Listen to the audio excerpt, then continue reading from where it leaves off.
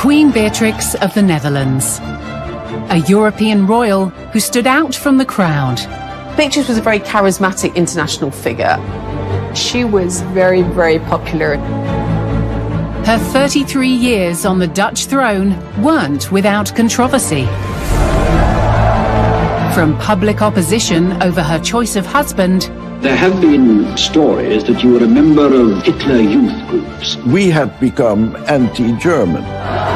to riots on the day she took the throne. There was a battle scene in the street. There were lots of protesters as well as policemen who almost died that day. And even fatal attacks on her and her family during a royal celebration. She was in shock. It was like a war zone. Yet this iconic queen secured huge public confidence. It's quite possible she saved the monarchy. After 3 decades, she abdicated as an incredibly popular monarch. What was the key to her success? She must have huge inner strength. Huge perfectionist. She's also a very warm, witty person. Are there lessons for our own royal family? It's a very different royal model than we have in the UK. Mr. President, let us set our sights on a just and humane society for all mankind. And who is the real woman behind the Dutch crown? She was a boundary breaker. I don't know how much she has. There's figures going around from 25 billion to 750 million. She's exceptionally hardworking, exceptionally dutiful. Friendly, open, hospitable, one of us.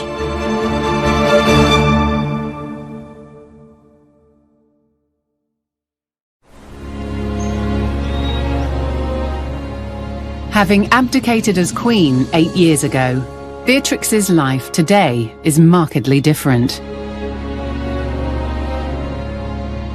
She no longer lives in one of the main royal palaces of Amsterdam or The Hague,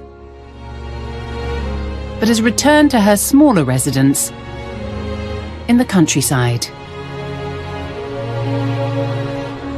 Queen Beatrix, who is now Princess Beatrix, lives in the small castle.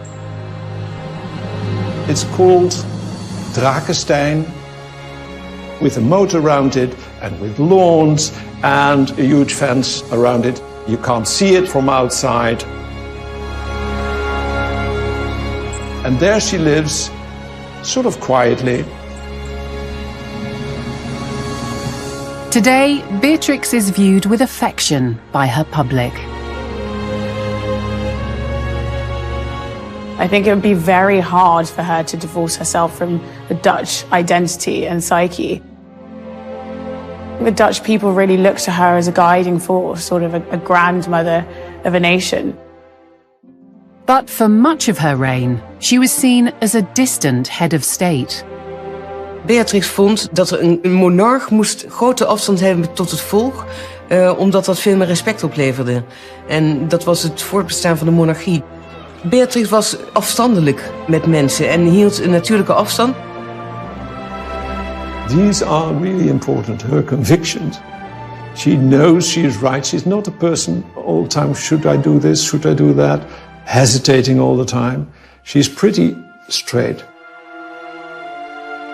Her rigorous approach to the role made lasting impressions on those who worked closely with her.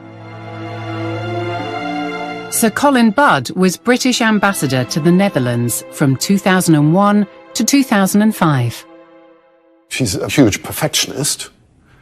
That, as usual with perfectionists, evokes usually 2 reactions. One is huge admiration. People acknowledged and deeply respected her professionalism. From time to time, irritation, because she was a presser. You know, she would press and press and press, and if she didn't get exactly what she wanted, e.g. answers from her prime ministers, she would press again later. And that didn't please all of them all of the time. Across her 33-year reign, Beatrix's formal public persona softened. Her abdication in 2013 became a moment to celebrate the reign of a much-loved monarch. This was a positive act. It wasn't a sign of Beatrix being unpopular. neither the monarchy being out of touch, but it was just a sense that the moment was right to pass it on to her son and to the next generation. Beatrix is not the first Dutch monarch to step down and watch the next generation take the throne. Her mother, Queen Juliana, abdicated in 1980 to make way for Beatrix.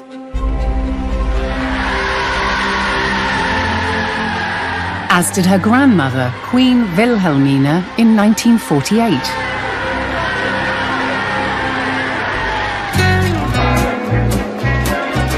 Abdication may be a popular tradition in the Netherlands, but to the British it appears unusual. Is there a lesson here for the British in how to change monarchs? Yes, they should have done it years ago. The Dutch have quite a refreshing view of monarchy. They don't see it as just heritage. They don't see it as something for life. It's seen as a career. They want someone who can breathe new life into the country. Although the British have a different view on the role of the monarch, Beatrix is reported to enjoy a warm relationship with Queen Elizabeth II, who is also a distant cousin.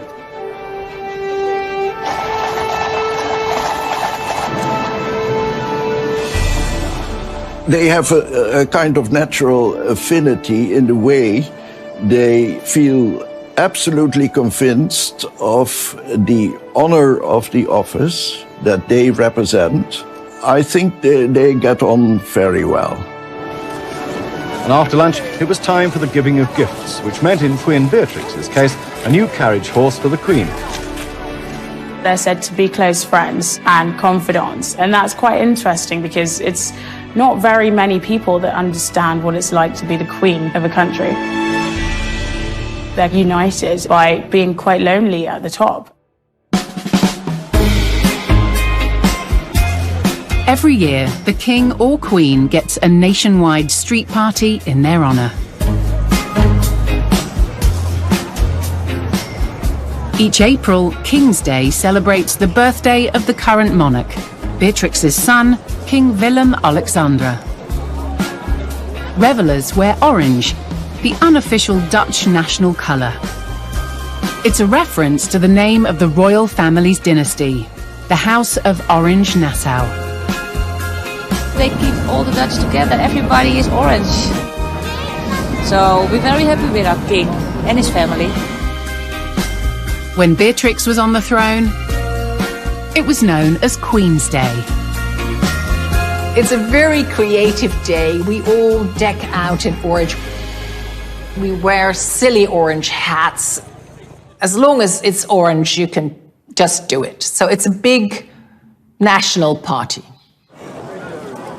The monarchy is a very visible part of Dutch life. But Queen Beatrix brought a unique element to her royal image. She kind of made a brand of herself before YouTube, before social media, before any of this, with her haircut.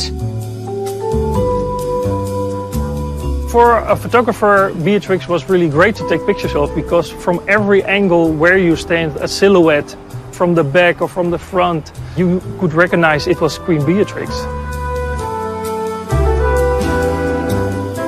Her hairstyle is a craze that's been followed across the Netherlands, with people even still to this day wanting to copy her hairstyles. She very much embodied the glamour of European royals.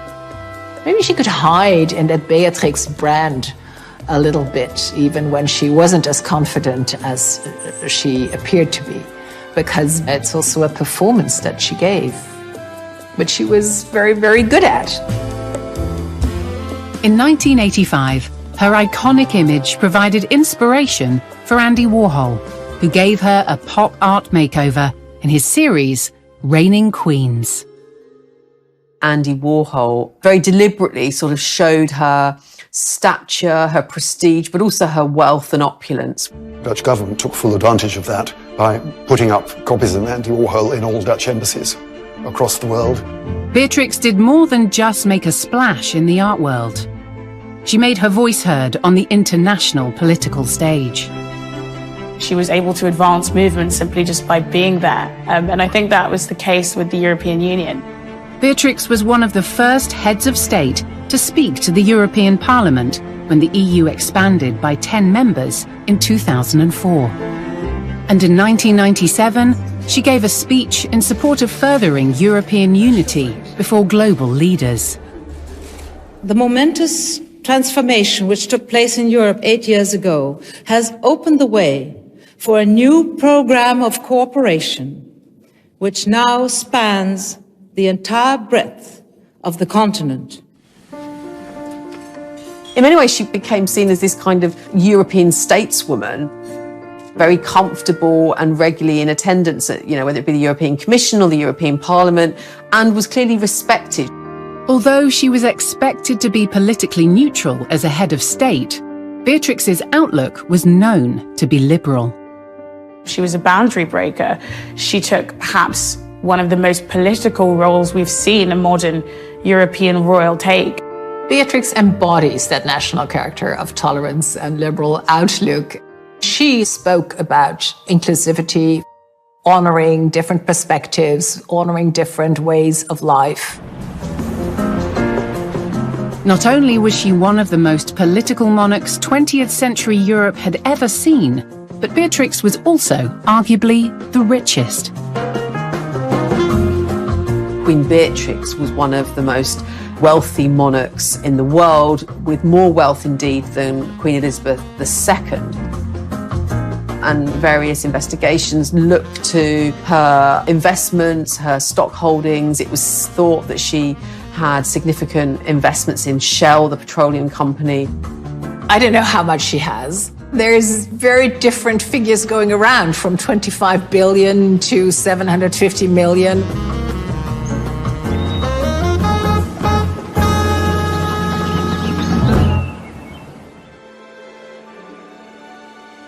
In 2021, nearly 48 million euros of public money was budgeted for the Dutch monarchy, making it the most expensive in Europe.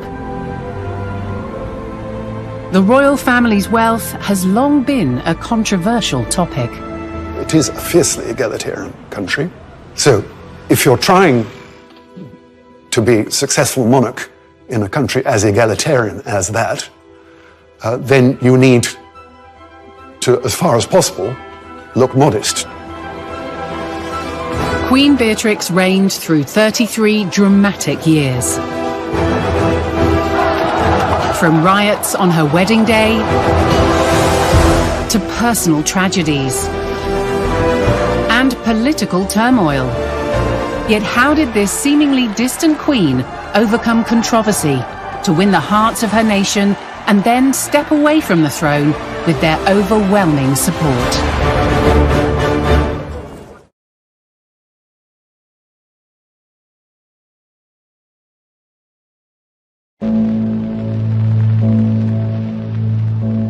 In 1938, with Europe on the brink of war, the Dutch people were distracted from an uncertain future with some brighter news. The birth of a royal baby, Princess Beatrix. A princess is born. So Dutch subjects learn that Princess Juliana's baby is a daughter. Beatrix's grandmother, Wilhelmina, was queen, and her mother, Juliana, the heir, making the newborn princess second in line to the throne. At the age of 2, as German forces overran the Netherlands, she was evacuated from the country, along with the rest of the royal family, on a British warship sent by George VI of Britain. Arriving in Britain are members of the Dutch royal family. Princess Beatrix gazes wide-eyed at the British coast. After a brief stay in London, the family relocated to Canada. They lived actually really quite informally. Beatrice went to the local school. She was at one point known as Trix of Orange. And I think they had rather a nice life out there. As the eldest of 4 girls, the family dynamic instilled a strong sense of responsibility in Beatrix from an early age. She is a textbook example of, the firstborn who then, when the second comes, kind of goes like, oh, what's happened? I thought I was the center of the universe, and now there's another one getting all the attention. So I better be good. responsible, somebody who's very serious about her task. In the immediate aftermath of the war, the royal family were greeted as returning saviors of the nation. Viva het vaderland!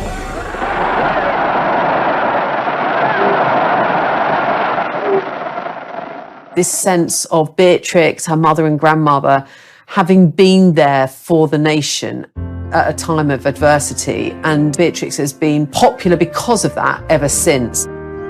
In those formative years, that will have really shaped Beatrix's understanding of what it means to be a monarch. And she's always taken that role very seriously, as uniting her nation, guiding them, leading them through times of crisis.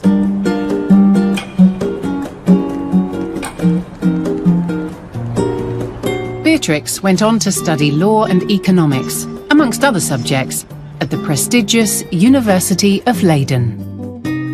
She was very political. She was involved in student societies there. She's been involved in a number of social justice causes. Even at this young age, Beatrix's awareness of her role put her at a distance from her peers.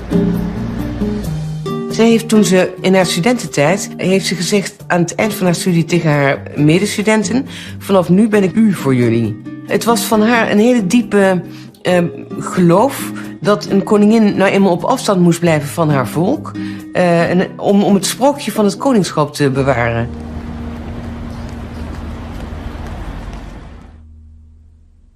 Upon graduating, she became founding president of the European Working Group, an organization for young people who believed a united Europe could make a difference to the world. I met her in 1962, shortly after a speech she gave to a group of European students in which she fiercely attacked Europe as it was then being developed. My impression was an open, determined, and at the same time humble personality. In 1962, Beatrix visited villages in Iran as they recovered from a devastating earthquake. She went to Iran to encourage and to discuss current issues and needs with the volunteers of the European Working Group. She goes there and you see her quite happy, working on, let's put it simply, on a better world, helping other people.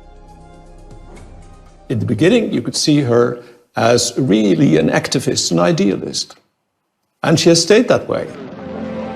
The young princess would soon meet another who shared her values, German diplomat Claus von Amsberg. They announced their engagement in the summer of 1965. I just remember, in a way, the romance of it, of them walking in Drakenstein. But with Dutch society still carrying the wounds of World War II, Claus was viewed with suspicion. From the royal palace at Soestdijk at 1 o'clock on Monday afternoon, Queen Juliana told her 12 million subjects something they all knew already, something many of them did not want to hear. That her eldest daughter Beatrix, heiress presumptive to the throne of Holland, was to marry a German. We had become anti-German, so he had to overcome a major obstacle. There was a ripple through the country. I know friends of my parents who would never, when going on holiday, never drive through Germany, just out of principle. As details about Claus became known, he had to publicly explain his past. There have been stories that you were a member of Hitler youth groups. Well, you know, during the war, and even before the war, was, how you say in English, obligatoire. Yeah, we were obliged to become a member of Hitler Jugend, and especially at school, you know, there was no way out. When it also emerged he'd served in the German army, the Dutch parliament began to dig a little deeper. If Claus's background was not approved by Parliament, Beatrix may have been forced to choose between her fiancé and the throne. What did he do during the Second World War? Did he himself commit war crimes? So they asked one of the leading historians of Holland, a Jew himself, to do research. It took him 3 days to do the research, and he wrote a very thin report on Claus saying he was fine. No, there's no evidence of him committing atrocities. With Claus approved by Parliament, the wedding was scheduled for 10th of March 1966. But discontent over the marriage still simmered across the Netherlands. I suppose they will marry Claus van Amsberg, but my personal opinion, it is no good. On the day of the wedding, crowds of protesters gathered along the route to the church. It went fairly rapidly out of control. Although they had expected some trouble, they hadn't expected as much trouble as the authorities as they got. There were Nazi slogans daubed on official buildings. The Dutch have not forgotten. Some of them do not forgive. There was Claus raus, which means Claus out. Let's get rid of Claus. The air filled with smoke bombs. This was a moment of national demonstration. It was threatening to the couple at the time. You know, this number of people on the streets against them.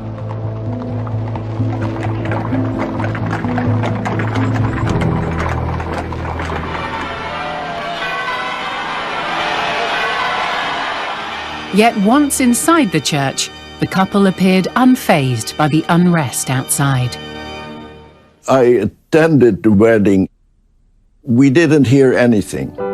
You didn't notice, and you were not told of what happened outside. Everybody could see she was radiant. She really loved this man. May true and lasting happiness bless her and the husband of her choice.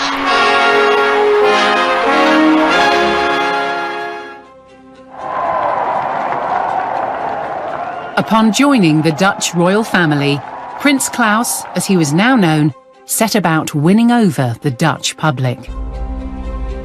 His personality was a very attractive one. He was somewhat shy, modest man, certainly in no way at all overbearing. So Claus learned Dutch, but we really, there's not many people who learn Dutch. So we quickly appreciate when somebody takes the trouble to do so. Beatrix's husband's standing rose in the eyes of the Dutch public throughout the 1970s. But towards the end of the decade, her father, Prince Bernhard, would drag the young princess into an international controversy.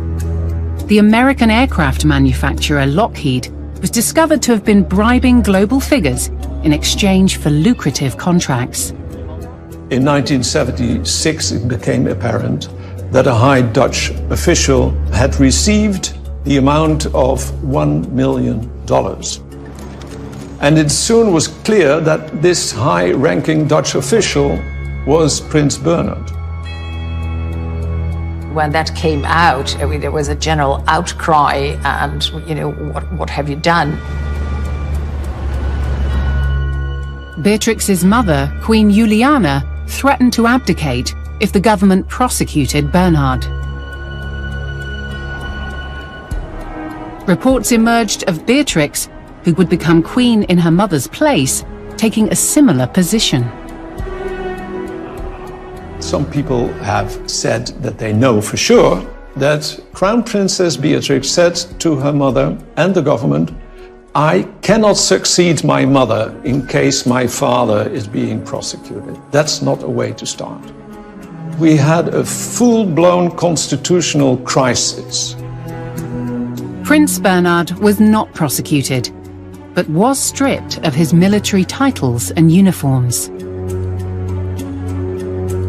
But this brush with scandal impacted Beatrix.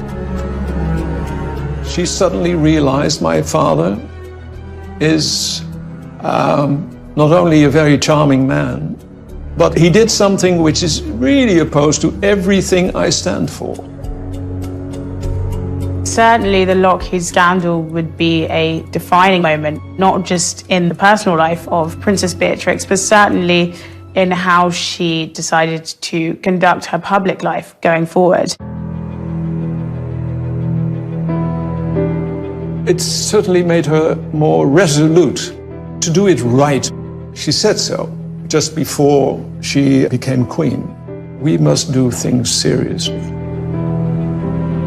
By the end of the 1970s, trust in the Dutch establishment had hit an all-time low. But a new figurehead with a more serious style than her predecessor would guide the country into a new decade. Queen Beatrix. By winning back support for the royal family, she would steer it away from disaster and revive the relationship between the public and the monarchy.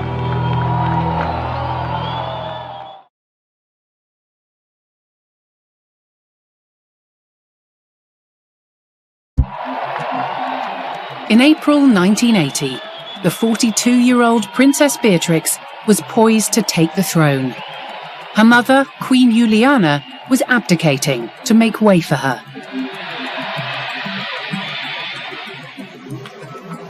A new monarch would usually be a moment of national celebration.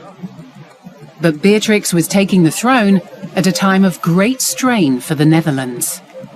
In 1980, Dutch society is riven with division, particularly the sort of gap between rich and poor. There's real protest against a perceived lack of affordable housing.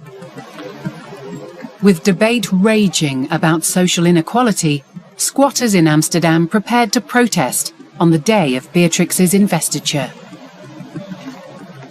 She was the head of a state that they wanted to protest against, a state that they held responsible for the lack of lower income housing. These protesters mixed with really revolutionary kind of persons that resulted in an atmosphere of revolution within the city. They had a wonderful slogan, geen woning, geen kroning, which would translate to no home, no throne.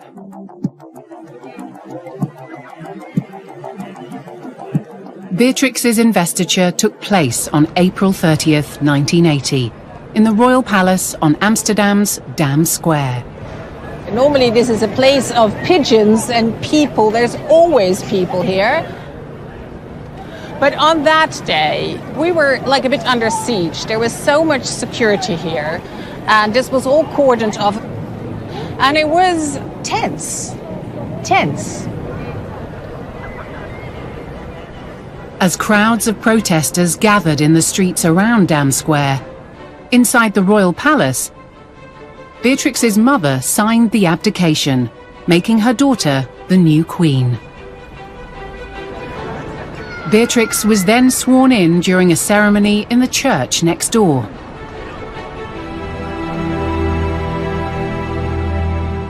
Cameras were permitted into the church, allowing the Dutch public to witness the event through the medium of television.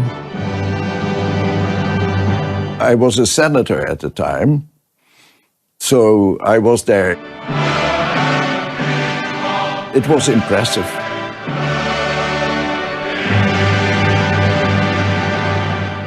Also her speech, the emotion behind it. Bent u een moeder geweest? Hoe u uw taak als koningin heeft opgevat? Vol plichtsbetrachting en diep menselijke belangstelling heb ik van dichtbij mogen meemaken.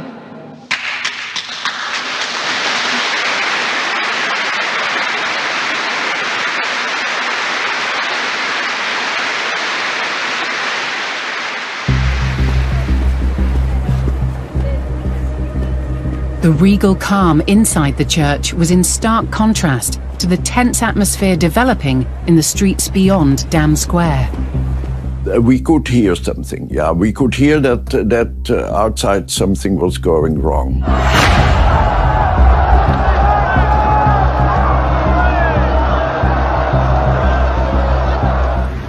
Across the city, Dutch police set out to suppress the unrest. The supporters were coming from here, the police were coming from here, and they also used tear gas, which is, kind of unheard of. Police were using water. It was a battle scene in the street. The mayor, who was the chief of police, he was inside the church. And he heard that the police were thinking of shooting people. And he said, you can do anything you like, but no, don't shoot. Don't shoot. There are lots of stories of protesters as well as policemen who almost died that day. It became not a day of celebration, really, but instead a day of protest, not what Beatrix would have wanted or expected. The irony, perhaps, is that, yes, Beatrix was incredibly rich and wealthy, but she also did have a keen social conscience. She was very aware of poverty and injustice. But certainly at the moment of her investiture, she seemed to smack of everything that the protesters were opposed to. From a challenging start, Beatrix was soon proving herself on the biggest international stage. In 1982, she paid a visit to one of her closest royal neighbours, Queen Elizabeth II of Great Britain. I did a lot in the preparation of that visit. It was a big deal. As royal visits go, it was one of the more important. Mrs. Thatcher gave the Queen lunch. Rather unusual is because heads of state don't normally have serious political talks at Downing Street. But then Queen Beatrix, though a constitutional monarch, is a serious political person. It was very much a statement of intent for her. That was her way of announcing to the world that she intended to use her degree and her education and also her position to affect change. During this visit, she met with the Greater London Council to discuss inner city problems common to both the UK and Netherlands.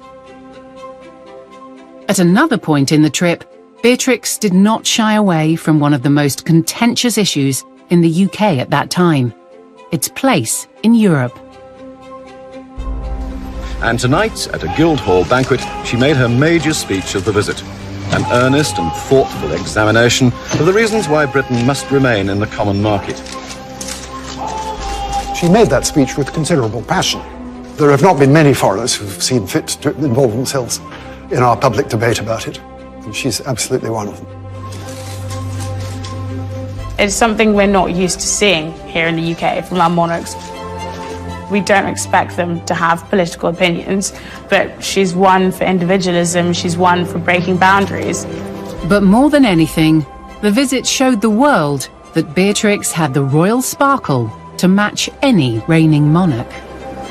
And tonight, the state banquet given by the House of Windsor for the House of Orange, two of the richest royal families in the world, and for once in these parlous times, not afraid to display it.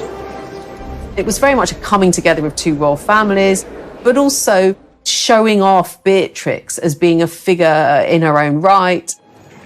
Although a triumph for Queen Beatrix, royal watchers noticed something amiss with her husband, Prince Claus. Prince Claus, German by birth, has recently been in a Swiss psychiatric clinic, and during this visit he will follow a restricted schedule, not attending the receptions originally arranged for both of them. And if you look at the footage of a particular dinner there, you see a really gay and happy Queen Beatrix. And Claus is not sitting next to her, but you see him absolutely lonely. He's sort of playing with something that's on the table, and he's looking depressed. At the time, some people commented that perhaps this was a result of him having to play second fiddle to his wife, who obviously as queen was given greater respect and attention than he was.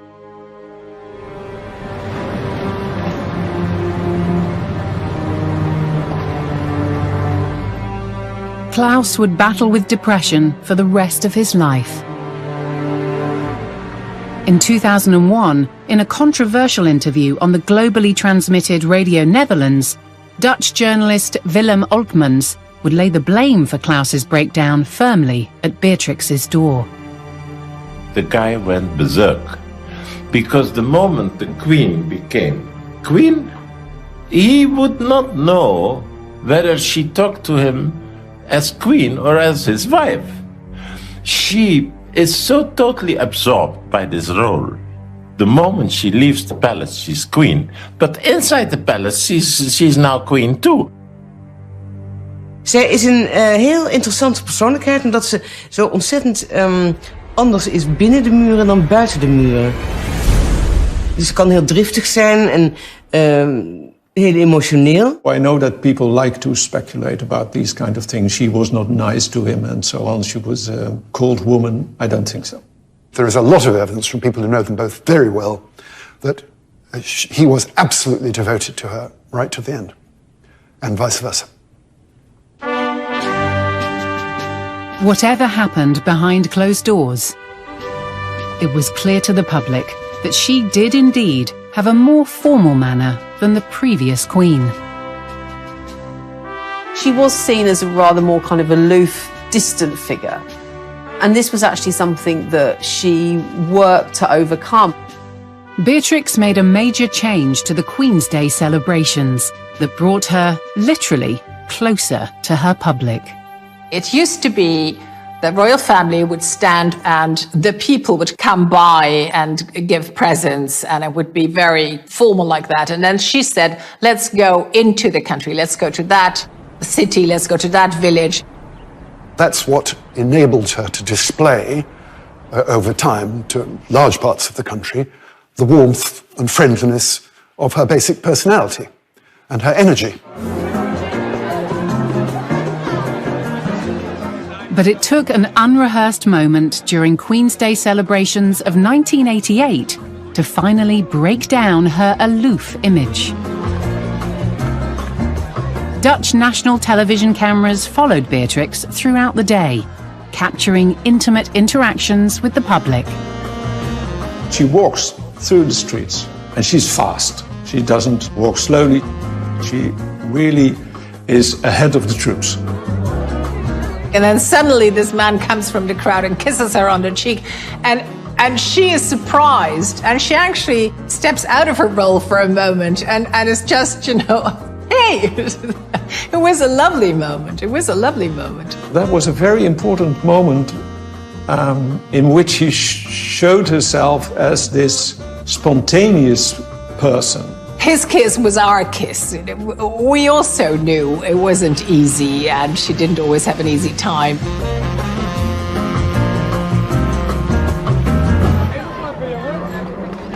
The Dutch public grew closer to Queen Beatrix as her reign progressed. But in 2000, a disaster revealed yet another previously unseen side to the monarch. Captured on film by a local cameraman, shocking footage shows the moment a fireworks factory exploded in the town of Enschede, killing 23, injuring nearly 1,000 and destroying entire streets. That was a huge disaster. You see the visit of the Queen a few days after. Queen Beatrix will have seen very quickly that this was an occasion when the mother of the nation needed to identify with the suffering of the nation.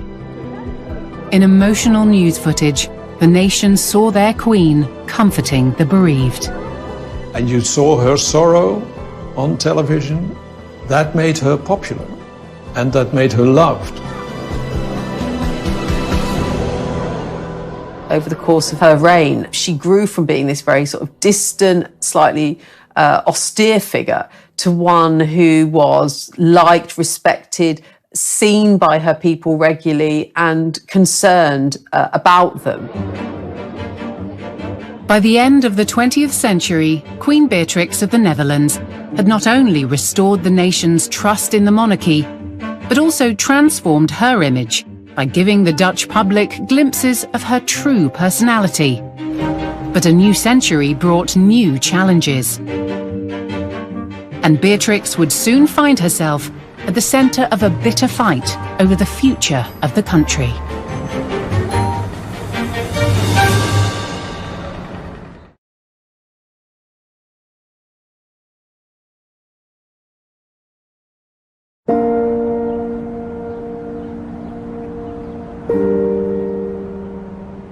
By the turn of the millennium, Queen Beatrix had grown into a popular monarch who could not only connect with her public, but also represent her nation on the global stage.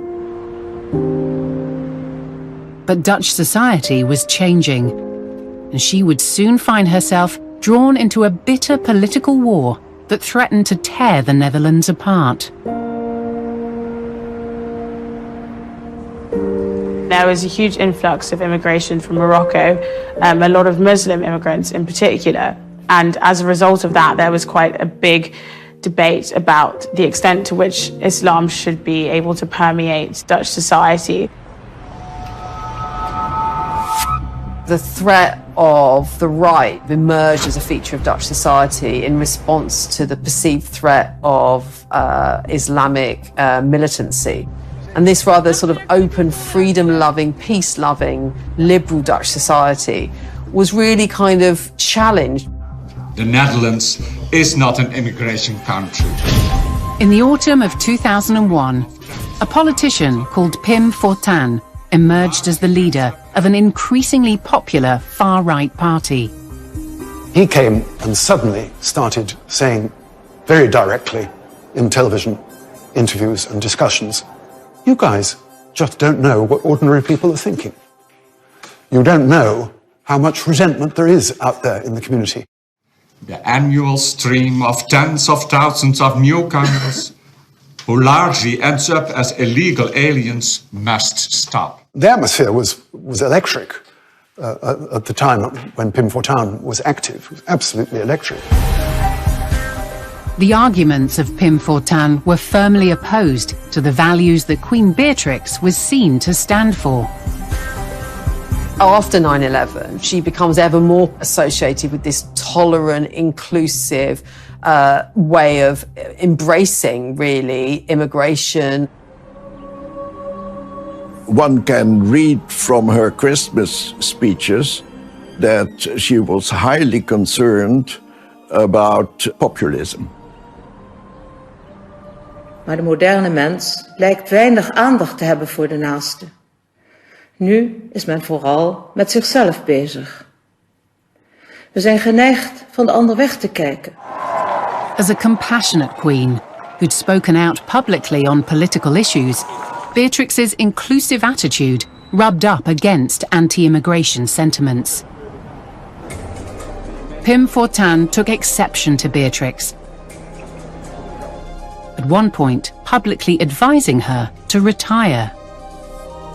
Which is, very surprising because, of course, Beatrix wasn't a politician, she was queen. But here she was being targeted and threatened. While she may not directly have been addressing certain politicians, she was making her feelings known at a time where it was very dangerous to do so. In this febrile atmosphere, violence erupted. Pim Fortuyn was assassinated in May 2002 by a left-wing activist. 2 years later, the filmmaker Theo van Gogh was killed by a young Muslim of Moroccan descent in an attack believed to be in retaliation for a controversial film that criticized the Quran. Here we have, within the space of 2 years, 2 assassinations that are speaking against the very issues that Beatrix, the Queen, is continuing to champion. My country is going the wrong way. She definitely must have had that feeling. Now people are getting killed, shot, stabbed because of their beliefs, because of what they stand for. Pim Fortuyn's successor, Geert Wilders, continued to attack Beatrix as an emblem of tolerance. when she's in Oman and she wears a scarf to visit a mosque, which of course is the accepted practice. She's turned upon really by Wilder's. He said words to the effect of that was posturing, to which she produced an extremely tart rejoinder that it wasn't anything of the kind.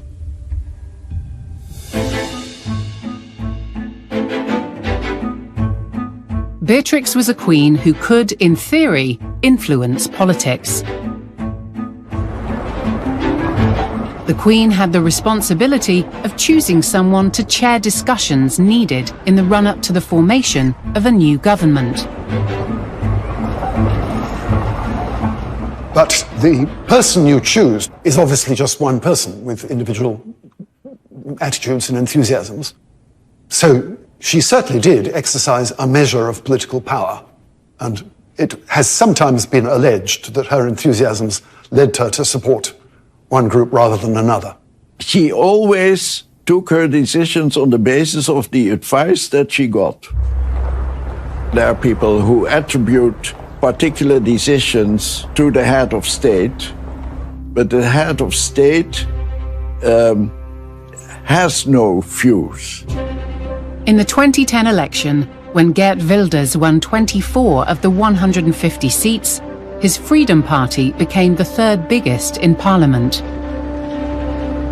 Yet negotiations to form a coalition resulted in his party being excluded from government. There was speculation that Beatrix's well-known opposition to Wilders could have played a part. It was not her personal decision, it was the election results and the consultancies that moved in that direction. The truth is nobody knows, because those processes are very wreathed. Usually a party of that size would be taken seriously as a possible constituent of the next coalition. But I've no doubt at all that behind the scenes, she certainly wasn't arguing for the inclusion of Wilders. In the first decade of the new millennium, just as Beatrix was drawn into political controversies, her personal life took the first of several tragic turns. After battling long-standing health problems, Prince Claus passed away in 2002 at the age of 76. Moving images of Claus's funeral were broadcast across the Netherlands. To see her as a widow was not what we wanted for her.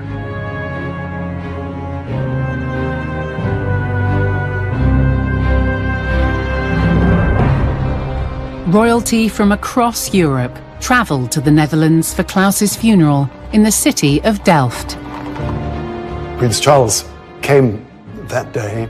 I accompanied him to the funeral and briefed him beforehand. He has always been on very close terms with Queen Beatrix and was undoubtedly very happy to be there to help her in this difficult hour. The loss of Claus left Beatrix facing the final decade of her reign without her closest support.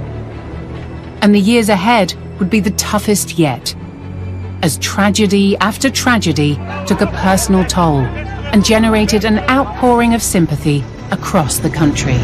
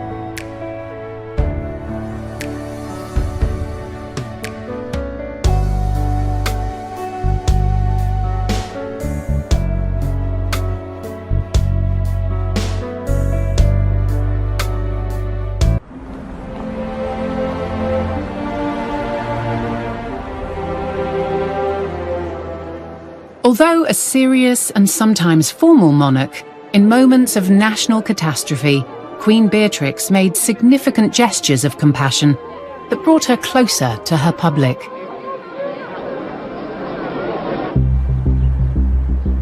During the Queen's Day celebrations of 2009, as the royal family visited the town of Apeldoorn, both nation and Queen would be bonded in grief. Royal photographer Robin Utrecht was covering the day for national media. It started all like a really happy day.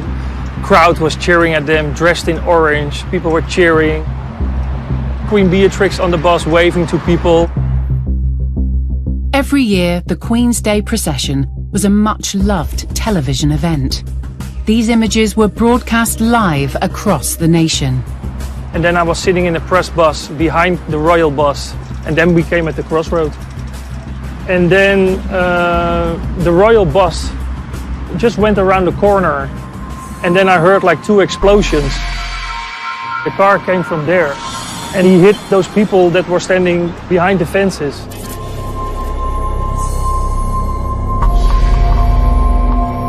The car ended at the Needle, that's over there.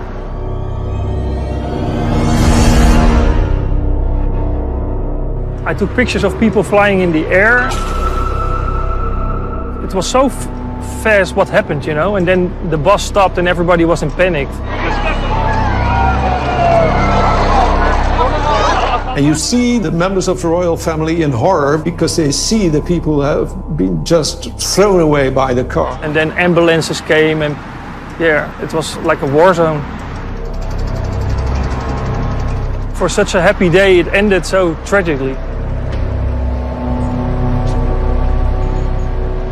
7 members of the public were killed.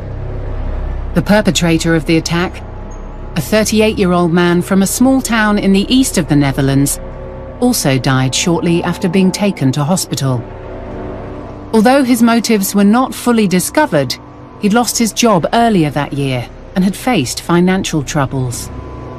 Clearly, her monarchy was a symbol to that man of what he didn't have, and it was a clear source of frustration, enough that he wanted to either kill the royal family or was so frustrated that he wanted to injure innocent people. The evening after the attack, Queen Beatrix addressed the public directly on national television. Out of an awful and tragic situation, she was able to unite people. And in turn, that resulted in the people perhaps trusting her more and her being respected even more as a leader.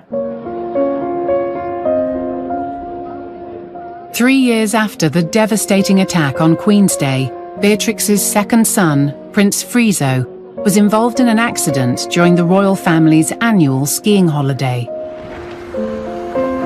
He went off-piste with a group of friends and an avalanche hit, and he was buried under the snow for 15 to 20 minutes. After suffering major brain damage and a heart attack, Friso was rushed to hospital in Austria, where he fell into a coma, later being transferred to the Wellington Hospital in London. Every weekend, Queen Beatrix would fly to London and read for her son in coma from a book. That's what I heard. It's just heartbreaking. Prince Friso remained in a coma for 18 months before passing away in August 2013. Because she wanted him closer to her, he is not interred in the royal grave, but he is buried in a very small, very lovely churchyard near her home where she lives as Princess Beatrix in Drakestein. The death of Friso revealed to the public yet another side to their queen. A queen becomes a person who loves deeply when you see her in grief. Wat vaker gebeurt als de koninklijke familie een tragedie meemaakt, dan kan iedereen daarmee meeleven. En je ziet vaak dat dat juist de populariteit van de koninklijke familie verhoogt. Dat is een heel gek psychologisch mechanisme. In the same year that Prince Friso died, Queen Beatrix also stepped down from the Dutch throne. On April 30th, she signed the abdication in Amsterdam's royal palace.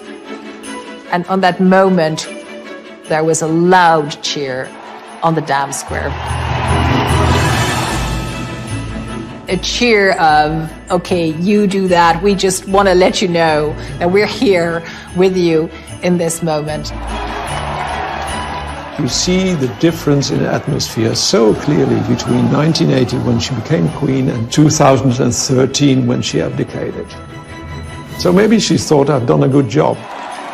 And the last thing you see is that she pushes her grandchildren on the balcony.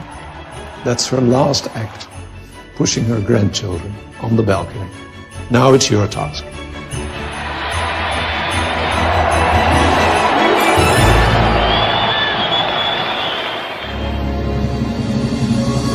In her 3 decades on the throne, Queen Beatrix restored Holland's trust in the monarchy. A queen once seen as aloof had transformed herself into a warm and relatable figurehead. But what makes Beatrix special amongst European royalty? And how will she be remembered? There's a Dutch word, doorzettingsvermogen, which is the ability to push something through. She set her jaw and she pushed on through, despite all these different controversies. She'll be seen as this sort of bit of a one-off, really, who was glamorous with that amazing haircut, but also was intelligent and charismatic, confident about speaking out on issues. The very best of the Dutch, really.